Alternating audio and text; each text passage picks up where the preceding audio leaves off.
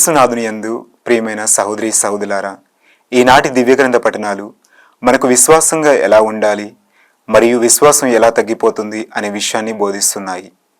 మొదటి పఠనం రాజుల మొదటి గ్రంథంలో 11వ అధ్యాయం 4వ వచనం నుంచి 13వ వచనం గమనించినట్లయితే సొలొమోను రాజు జీవితం గురించి మనం వింటాము.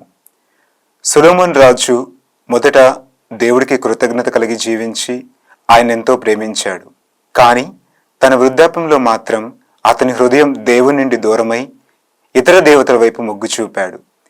దేవుడు అతని ఎంతో ప్రేమించినప్పటికీ అతడు మాత్రము దేవుడికి నమ్మకంగా జీవించలేదు.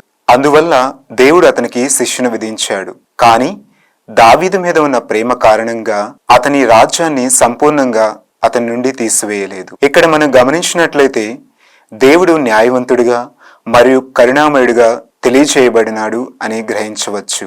సువార్త పఠనంలో గమనించినట్లయితే మార్కు సువార్త 7వ అధ్యాయము 24వ వచనం నుంచి 30వ వచనంలో యేసును ఒక అన్యజాతి స్త్రీ సమీపించడం మనం గమనించవచ్చు.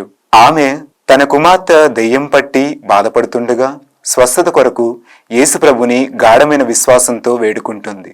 కానీ ప్రభువు మాటలు మొదట ఆమెకు బాధను కలిగించినా కానీ ఆమె విశ్వాసంతో అవును ప్రభు, కుక్క పిల్లలు కూడా భోజనపు బల్ల కింద పడిన మిగతా ముక్కలు తింటాయి అనే గొప్ప విశ్వాసాన్ని ప్రభువునకు తెలియచేస్తుంది. ప్రభువు ఆమె యొక్క గాఢమైన విశ్వాసాన్ని గమనించి ఆమె కుమార్తెకు స్వస్థత కలుగు చేశారు. ప్రియ సహోదరి సహోదరులారా, ప్రభుని కృపకు సరిహద్దులనేవి ఉండవు.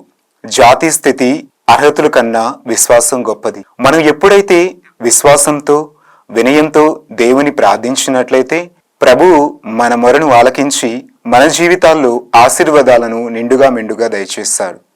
కనుక ప్రియ సహోదరి సహోదరులారా, మనమందరం ఒకసారి ఆత్మ పరిశీలన చేసుకుందాం. మనం ఏ విధంగా జీవిస్తున్నాము? వినయంతో విశ్వాసంతో జీవిస్తున్నామా లేదా ప్రభువు నుండి దూరంగా జీవిస్తున్నామా? మనం ఎప్పుడైతే ప్రభువుని వినయంతో అచంచల విశ్వాసంతో ప్రార్థించినప్పుడు మన జీవితాల్లో ఆ దేవుని కృప నిండుగా మెండుగా కలుగుతుంది. ఆమేన్.